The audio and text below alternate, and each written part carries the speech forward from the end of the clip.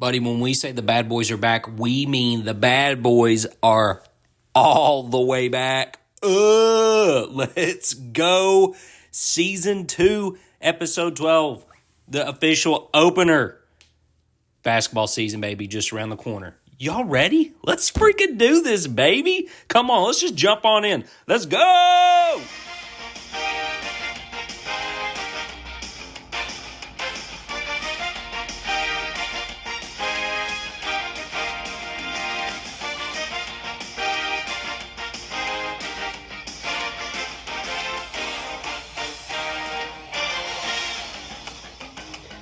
What is up, everybody? Season 2, episode 12, baby. The fellas are back. Man, hardwood season's just around the corner. I can hear sneakers squeak. I'm just excited for all the dudes to, spit a little moisture on the ground, get them sneakers ready to go. Maybe if you're going to do the LeBron thing, get you some powder, throw it up in the air. Couldn't tell you what the powder does other than maybe help grip a basketball. Hey, man, we know it's for content. It's for, yeah. We have zero problem with it. Some days I want to be No. like, I don't know what it's for, but hey, if it gets the fans ready to go, do it. Yeah. Fans love it. They bring their own baby powder. Yeah. I don't know how fans get their own baby powder in other than just sneaking in. Hey, I do want to give a quick shout out to our sponsor, again, sticking with us for this entire basketball season coming up. Realty Executives Associates. It's just good. Us. It's our own show. We basically sponsor ourselves. So yeah, we do good work. We do great work. Couldn't tell you if our boss even knows that we technically sponsor our own show. I'd assume Justin would be okay with it, but hey, shout out to us. Look, I know 23's coming to an end, but if you still want to buy and sell a house, we can help get you there. We're not going to manipulate you. Just going to do what's in your best interest, and if you need a property, holler at us. Yeah, we'll put it in the show notes, our contact info, so you can hit us up. But look, we're here to talk about ball, baby. Straight ball, maybe a little football at the end. Little round ball, little oblong ball. Just big ball guys. Yeah, that's all we do. Also, we want to mention, and as the old saying goes, every show could be somebody's first show. So yeah, if you weren't with us the last 11 episodes, which was our first time doing this, we're just two dudes who love basketball, and it's in a funny spot. Yeah, it's primarily college basketball, primarily the SEC with a hyper focus on Tennessee and Kentucky. Our background on basketball is we just talk about basketball. We have zero journalistic integrity. We don't have inside sources. I could not have even made my varsity basketball team. No. I quit after my sophomore year.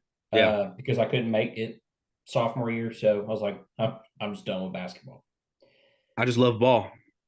But somehow here we are talking about it in a part of the United States that loves college football. That's great.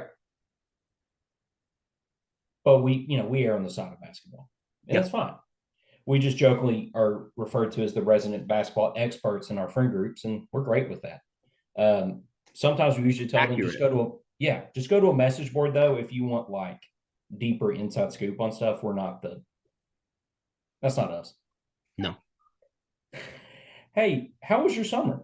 Because it's been a couple months since we were last in this space together. Yeah, been good. I'm a sort of, I guess I have a almost 1-year-old. She turned 11 months old last month. Or sorry, not last month. Yesterday. And it's crazy to think. I still think I'm a new dad, so there's a lot of new dad stuff I guess I've been figuring out this summer as my little girl, grows and learns and changes, and she can stand upright, which is wild. And so, yeah, there's a lot of dad stuff this summer. How about you, big fella? We had our second child. Her name's Lucy.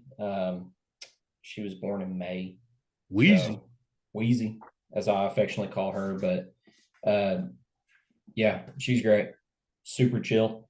Honestly, a lot similar to Charlie when he was born, just pretty easygoing. She's I don't know, thankfully, just likes to kick back, talks very loudly, which is, funny for a 5-month-old. I didn't think she could find her voice that quickly. So I'm like, yeah, what cool, go for it. So that's pretty much all we've been doing. Just kicking it in PAL. Watching her be obsessed with Charlie and Charlie's obsessed with her.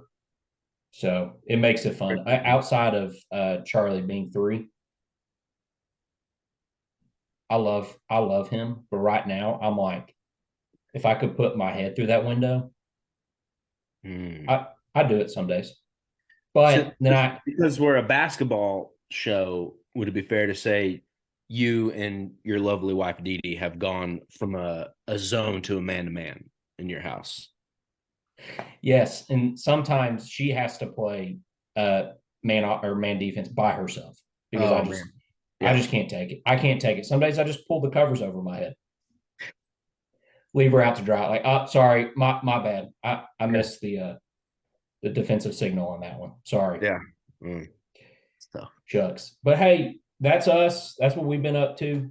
I think we want to do real quick outside of talk about what we did this summer was do a quick recap of like if anything happened over the summer with either of the teams, but kind of dabble on, hey, if you're, just touching in on like, hey, what should I be looking for in the SEC this year? Like maybe we'll make a couple notes of like, you go and like keep an eye on this thing, or if we have any big broad, here's some storyline stuff coming into college basketball in general. There's that. And then we'll talk about the Cats and the Vols and then sprinkle a little bit on pigskin action at the end. So I think for me personally, the things that I'm kind of like intrigued on, at least from a national landscape, are one, the Pac-12 is coming to an end. And I know that's not just basketball, that's in general. So it'll be interesting to see. I mean, I think Arizona is going to be the ones who kind of lead the charge on that end. But you got the USC stuff. You got Bronny's over there. Bronny.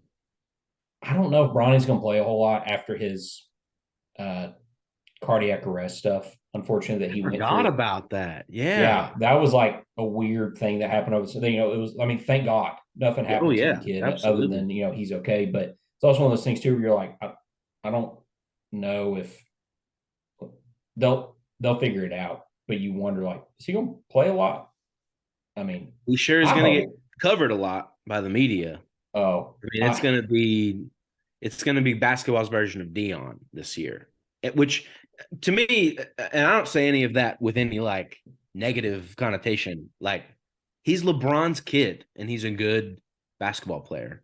Like, that's a story, yeah, it's going to get covered a lot. And it makes sense that it would get covered a lot. I hope he gets to play and I hope he plays well. Why would I want him to not play well? So. Yeah, if you want to watch good basketball, you want him to play. If you don't care about basketball, then like, okay, then just don't pay attention. But that's going to be some good Pac-12 after dark stuff if you're willing to stay up, which we will. If you're a real psycho, yeah. Just a real sicko for college basketball. So Pac-12, you got the ACC is going to be flipping and changing some stuff too. I mean, I think it was who's supposed to go? Stanford and Cal. I can't remember exactly who it was, but it's like schools that don't really move the needle, at least on college basketball. So it just there's some storyline stuff there. You get a lot. I think this year, really in general for college basketball, you're going to see a lot of older dudes. So, granted, things changed when the transfer portal stuff really took a shift on like anybody can go anywhere they want at pretty much any time outside of some like small circumstances where guys can get technically declined for playing, even if they transfer. But a lot of dudes finishing up on their like COVID stuff. Um, Mhm. I mean, I think That's we're amazing to me that that's still happening. yeah, Again, I'm always going to be more of a, in favor of players and give them as much time and eligibility and NIL, all yep. that stuff. But it is still, and I know it wasn't that long ago, but to still hear about guys who like, oh yeah, he still got his COVID year. I'm like, all right, yes you do. The thing I was listening to KSR the other day, and the funny thing, and it happened to be about Tennessee, but they were talking about Vescovi, and I thought it was honestly, I thought it was dumb because they did the classic like, I can't believe he's still like, what is he? Is he 28? And I'm like, who cares? I mean, Yeah. we're just like at a point in 2023 with the mix of NIL, COVID, transfer portal. It's like just get used to it. Like there's going to be guys that you're going to see on rosters even in 2 years from now. That's yeah, they're probably on their seventh year of playing college basketball. Like you got to take into account some guys are coming off like injury stuff, so they're going to be Mhm. redshirted. Yep. COVID, like Yeah. just is what it is. I mean, I would say in the next 2 years we'll exit. We're starting to exit it a little bit. Hmm. Of like guys are kind of ending their final year or two with those things we talked about. So all I have to say is it's going to be uh, a lot of older teams across the board. Kentucky happens to be one of the few that landed big time on high school recruiting. But outside of that, majority of the teams re-recruited guys to come back. You know, if they use NIL as a prop to get them to do it, which is good. Um, like a lot of the stuff we already talked about, and then transfer portal. So it's just that's kind of what we're looking at. Um, you're going to see a lot of big names at some bigger schools. I'm trying to think the big man from And the big one's Hunter Dickinson, who right. transferred from Michigan to Kansas. I mean, Kansas probably would have already been thought of as, if not the number one team this year, then top three probably. And they get a guy from Michigan who was Dickinson. I don't think he was play. He wasn't player of the year last year because that was the big dude from Purdue. But anyway, Dickinson he was certainly up there as one of a player of the year candidate, making a huge transfer. And he's come out and said that a lot. I mean, I think Kansas kind of gave him the bag, NIL wise. And I think Yeah. he's even come out and even said, like, yeah, we're the best team in the country. Like everyone should be like gunning for us. And it's like, I love it. He's like already, you know, everyone's mad at me already for doing this. So Yeah. Like what's going to I'm, change? Go ahead and be I'm mad. just gonna, like, we're probably gonna beat everybody anyway. So Yeah. that'll be a pretty big story to follow, is how Dickinson looks at Kansas. I mean, Kansas is stacked up and down. They're without question the best team in the league or in the Yeah. whole country right now. 100%. And also, if you're, he's a great heel. Like we need, from a Totally. storyline standpoint, any sport needs it. Like just know Hunter Dickinson in college basketball, like he's going to be your number one heel.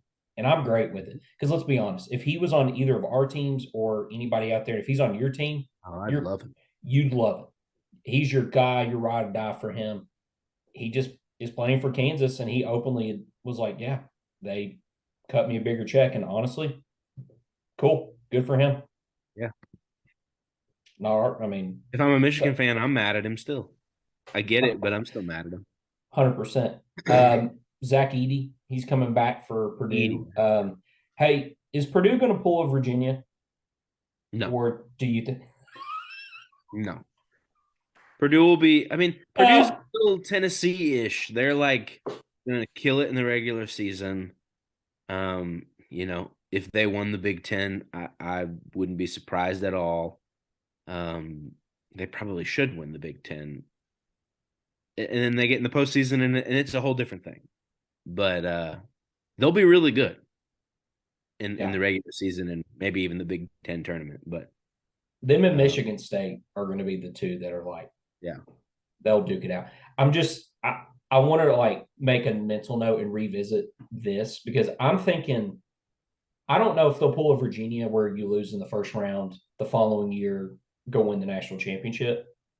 But like I think they'll make it to the second weekend, but I swear if they get beat in the first round again, I mean, it almost will make you wonder if I can't think of the Matt Painter. I think that's the name of the coach. Yeah. But I mean, like everybody will be like, can Painter get it done? Yeah. It's like, Well, I mean, and the thing we talked about back in March Madness is like the teams that always tend to go further in the tournament or the style of play that the teams that go further in the tournament. Purdue is not that. They don't want to focus on the guard play. They don't shoot threes well or much at all. They have this 7-foot giant center who's really good, but big man play has never won the tournament. It's never been the reason that you win the tournament. And the way Purdue plays, So no, they're not going to pull a Virginia. no. And it kind of handicaps you a little bit if your best player happens to be your center, Yeah. because there's the part where you're like, well, we got to feed them the rock. And, if we don't, then you get the argument of, well, you're not feeding the best player on your team the ball to get points. And it's just like, I mean, having a big man like that's phenomenal. Oscar, I mean, it's like the obvious, like for Kentucky fans, like for the last 2 years, he was the best player on the team. I mean, he won National Player of the Year 2 years ago. But that's the thing. It's like Zach Edey's like Oscar in the sense if he can't step out and shoot threes. So if he can't step out and shoot threes and open up the floor space for the rest of your team, then all the other team has to do is pack it in. Now, Zach Edey is a giant, like you said. So if you give him the ball, even if 2 to 3 guys guard him, he can physically move them and still get a bucket.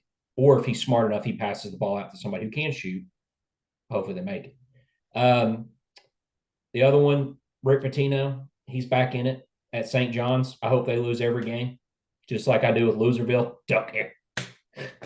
But it just is funny to see his name pop back up. Sure. And he was before my time when he was coaching at Kentucky and, left to go to NBA, comes back, goes to Louisville. And ever since then, of course, I'm like, if you played for Loserville, don't care if you transferred to another team. I hope you don't score a bucket. I hope you don't win a game. Don't care. So just Hey, fair enough, man. They're loser for a reason. It's Loserville. Actually, I'll give Loserville credit. They won 4 games this past season. They might win 7. Dude, they're bad. They are bad. Y'all, if y'all want like something funny, just go read the storylines of when they just played their exhibition game the other night. And it, like, nobody was there. And they have an arena that is probably like close to 20,000 seats. KFC Yum Center, baby. I mean, it's a big enough arena football where team's having a good year, good-ish. I can say that. I don't loathe them entirely. So maybe maybe the fans are a little distracted right now. Look, if we had a pay, they sucked. Nobody wants to go watch that team play basketball. Don't waste your time. If we had a Patreon, I would talk more about it, but I don't even know if we have one yet. So, other than that, I don't really have any big other sweeping things, at least when it comes to college basketball as a whole. Now let's get to the league, baby. So, a couple of things, and obviously, like chime in whenever you want. A couple notes I had written down. One big one, Chris Beard, back in the saddle at Ole Miss. If you did not know who Chris Beard was, formerly the head coach at Texas, had a weird incident. Like, I don't remember what it was, like a domestic violence call of his girlfriend. Yeah. Assaulting her. Long story short, gets fired. It was really yucky. Yeah, like no bueno. Don't condone it. And then, gets hired by Ole Miss. I can't. Trying to think of. I see previous coach's face. But regardless, he got fired just because Ole Miss just like hadn't been good. Nah. I mean, since oh gosh, what's his face? Marshall Henderson Marshall was Henderson. there. If y'all don't know who Marshall Henderson is, just go like look him He up was on a YouTube. lunatic. I mean, A unbelievable, lunatic. unbelievable. But the dude could ball. Yeah. It was a show. It was like must watch TV whenever he was playing. Especially because Um, like every time Ole Miss had an away game, like the odds of like fans storming the court to attack Marshall Henderson went way like he was so hated. So hated. but again, if Anyway. yeah, he was the biggest heel at that point in Yeah. college basketball. He just happened to be in the SEC, which was like, oh, this is too good. Yeah. So I couldn't tell you if Ole Miss is actually going to be that good this year. They might be decent just because Chris Beard's coaching the Yeah. team. Chris Beard's a really good coach. I He's a mean, good there was a coach. time, literally, but I may have said it on like one of our episodes in the last season of like my short list. Chris Beard was on there for Kentucky. Then that thing happened, and I was like, he'll never get hired in Kentucky. So all I have to No. say is I'm not taking away from his like coaching ability. He's Ole Miss will be better. They'll be yeah, better. They're not gonna, you know, but they're in the back half of the SEC, yeah. talent wise. Maybe next year, but Bama lost a ton of dudes talent wise. dudes. One guy they did get, Aaron Estrada, he transferred in from Hofstra. He was the 2-time player of the year in the CAA, whatever that stands for Hofstra's conference. He averaged 20 points a game. Um, he averaged 5 rebounds a game, about almost 4.5 assists. So like he's good. Will that transfer into like when you're playing in the SEC?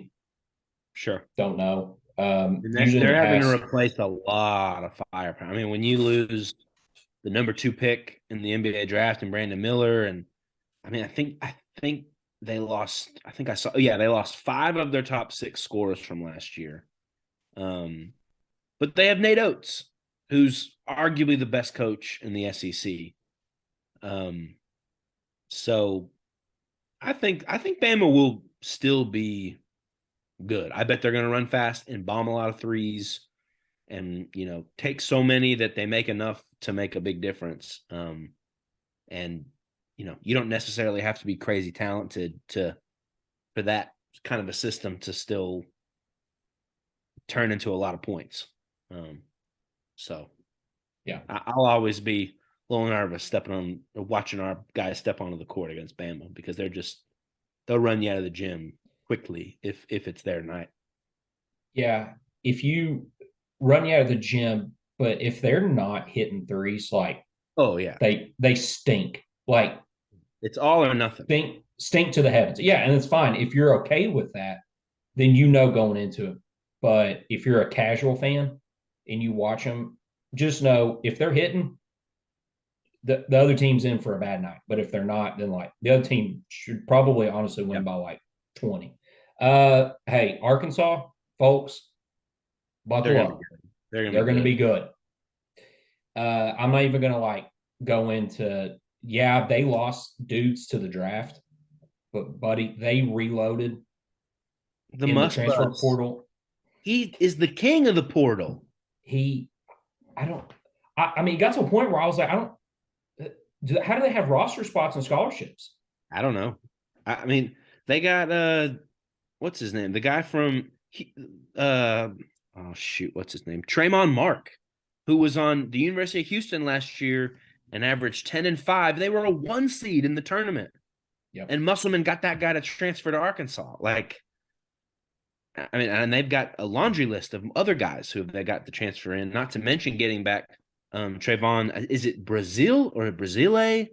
The big man, I think. Brazil. He's coming back because he was injured the back half of last year, and dude, Arkansas is going to be good. Yeah. Auburn, older crew. They only had one kid from high school come in that was in the top 20 of the ESPN 100. His name's Aiden Holloway.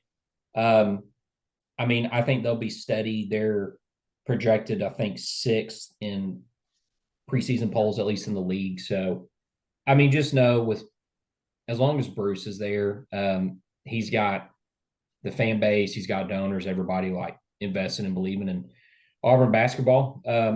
They've kind of had a funny history where it was like they're really good, Charles Barkley, all that stuff kind of tanks off, and now they've got some lifeblood in them, and just it's usually a good game whenever they pull up to your team's arena. Hard to go down to Neville Arena and win too. They've got a great home court advantage. Auburn's a little like Bama. They can be streaky. Traditionally, they can be streaky and they can run you out of the gym really quick if because Pearl wants to run and shoot threes too. Yep. Fast break. He might cry a couple times like after a game, but like whatever. Florida, I don't know what to think. Like they lost Colin Castleton. To be honest, I didn't know many of the other dudes on their team. I think they had quite a bit of transfers, not just last season, but this season too. That I can't think of the guy's name. He was the former coach at San Francisco. He comes in after Mike White, who's currently the head coach at Georgia. Both had their first years. Todd Golden. Yeah, like they were fine, but it was basically like when Castleton wasn't in the game, they stunk. If he was in, they were good. Right. So now I think for me, it's just like, let's just see what you look like without Castleton. Yeah, wait and see with Florida. Let's see, Mississippi State, they might be a dark horse for me. I don't know yet. Yeah, it's a big loss losing Tolu Smith. He was their big man who had a great SEC tournament, and I don't know if he broke his foot, but he had some kind of a foot injury, and I think they're saying he's out at least until January. So if they can stay afloat until January, and Tolu Smith's a good player. Yeah. I'm kind of grouping these teams because it's like bottom half, just almost like a little bit of the Florida, like we'll just see what happens. Not much stuck out. You're looking at Carolina, Georgia, Vandy, LSU. I know I already said Ole Miss, Florida, and then of course Missouri. Just for a lot of those teams, like LSU, I think they're still on postseason ban stuff. Their coach came in from. They're getting new stuff figured out there. Yeah, if you're an LSU fan, you're probably still pissed off at what's his face? Wes shoot. Wade. Will Wade. You're still mad. Like you loved Will Wade, but because of him, hate Will Wade. Yeah, but because of where you are now, I don't have to be terrified of LSU anymore because those years they terrified me. They always beat Tennessee. Actually, I will say one thing nice before we move on to our respective teams to give a couple minutes each. One thing I'll say nice about Missouri. A lot of transfers in. They'll be good. Dennis Gates is a really good coach. Dennis Gates is a really good coach. And if you're a Missouri fan, I would be a little afraid, especially if they do good this year, possibly next year. Bye, Dennis Gates. See ya. Like also, we haven't talked about them yet, but we can do it really quick. A&M is going to be really good too. That they got Wade Taylor back, who is an awesome point guard. A&M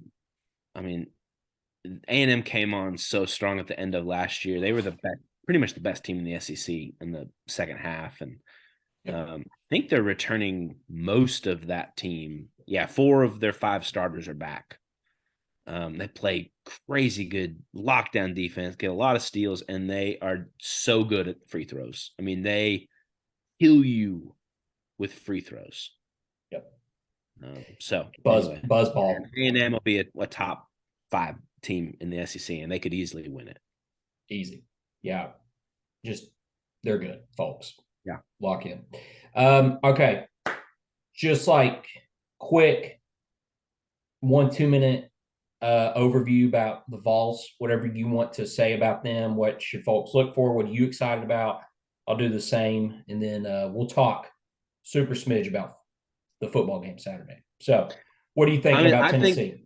The Vol, I'm really excited about the Vols. Obviously we're returning a lot of starters. Vescovy's back. Ziegler's obviously back. Josiah Jordan-James out of the blue. He came back and walked onto the team because he decided, well, okay, whatever the NBA draft stuff didn't quite work out. Like, I'll come back and walk onto the team because there were no more scholarship spots available. And Tennessee fans get a little up and down about his production, but he's a fifth-year player, plays really good defense, is a good rebounder, and he can step out and occasionally get hot. So I'll take him back, even if sometimes he's a little frustrating. I'm most excited about, obviously Ziegler's going to be injured, and I'm guessing we don't have him back at full strength probably until January. He can come back, I think, earlier than that. So I think he tore his anyway. He should be back either by late, December-ish. Having him back healthy for the stretch run will be huge, because he's just so valuable for what we do. But the guys I'm most excited about are Freddie DeLone, who is a redshirt freshman guard. By all accounts, Tennessee went and traveled to Italy this summer and played a lot of, Italian professional teams and stuff like that. And all accounts were Freddie was awesome. And Freddie, the thing that we needed so badly in March Madness and down the stretch in the SEC tournament were guys who can get the ball in their hands and make something happen with off the dribble, whether that's get into the lane and go to the rack, or penetrate and then pass out for a three, someone who can make something happen off the dribble. Once we lost Zakai last year, we didn't have anybody that could do that. So I'm pumped for Freddie. And then our big transfer that we got is Dalton Connect. We got him from Northern Colorado. He was averaged 20 points a game at Northern Colorado last year. And if you watch his tape, oh man, he looks good. Able to step out. He's a power forward, by the way. He can step out and shoot threes, get into the lane. He's got a handle. There were some clips he's throwing down tomahawk dunks and, getting to the hoop. Tennessee is going to do about what they did last year. And I think the offense should be a little better.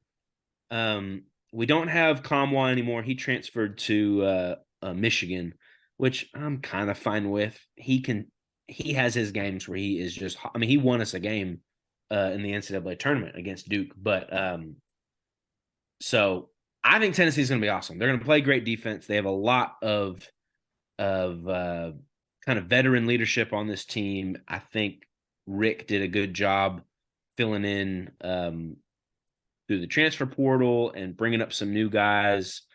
I think if we're at full health this year, we're going to be really good. And I think we should win.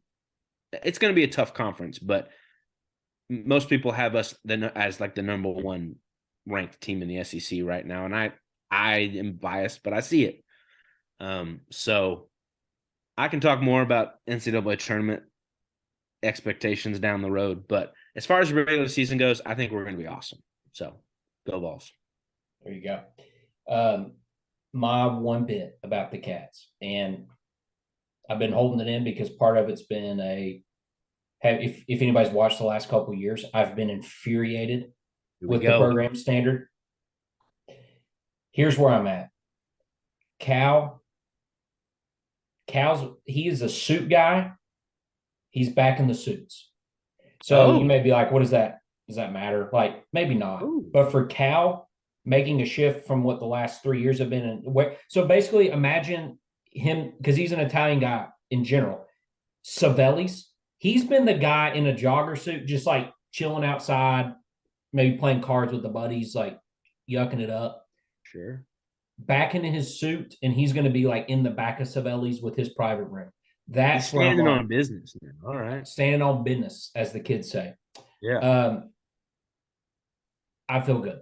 I'm going to be sending a lot of Jimmy Butler gifs when he was at Chicago on the bench, just like that's my mood this season because, folks, we've got DJ, we've got Big Tone, we've got Rob Dillingham, Justin Edwards, Trey Mitchell, Jordan Burks, Reed Shepard.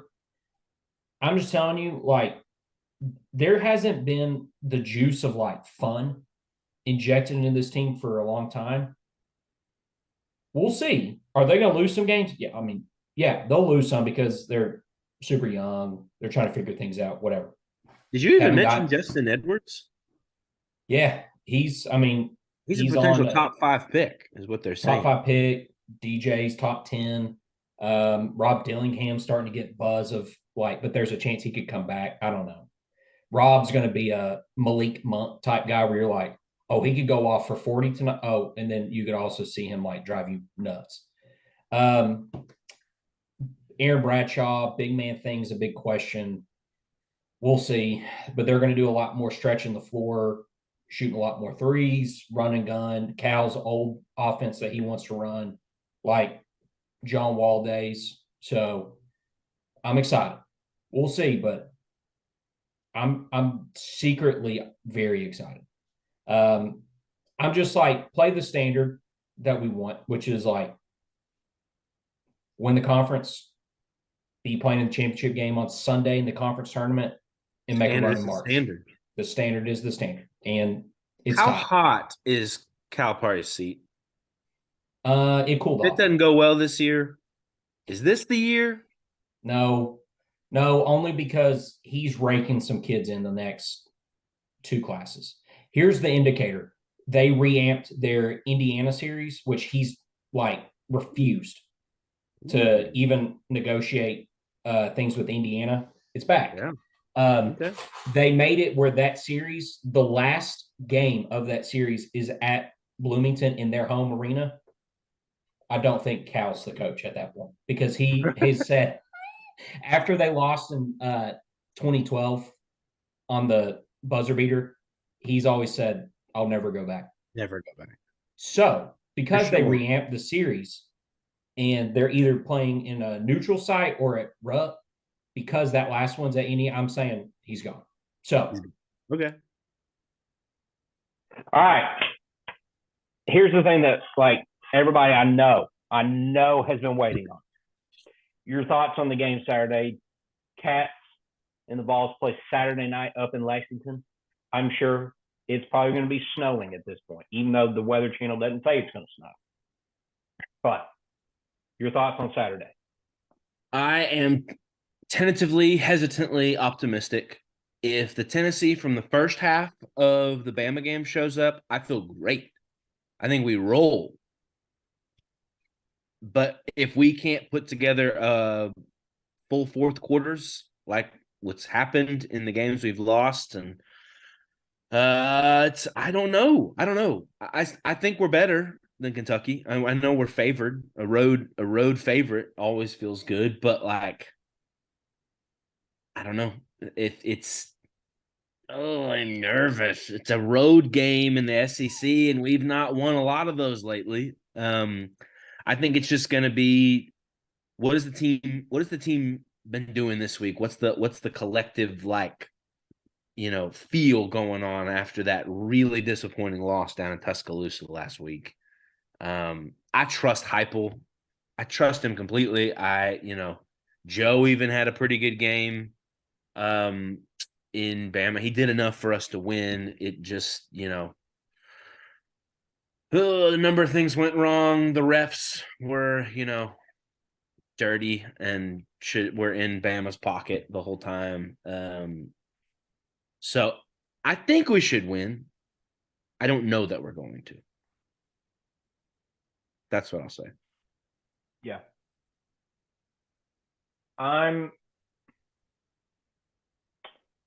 The last 2 weeks have been absolute hot dog water.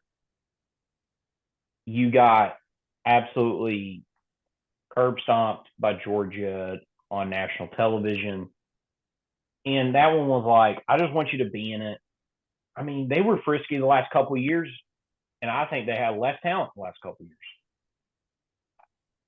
You know, they put up more of a fight last year, and Will Levis was playing with like a broken foot, you know, broken fingers, and you lost that one 16-6.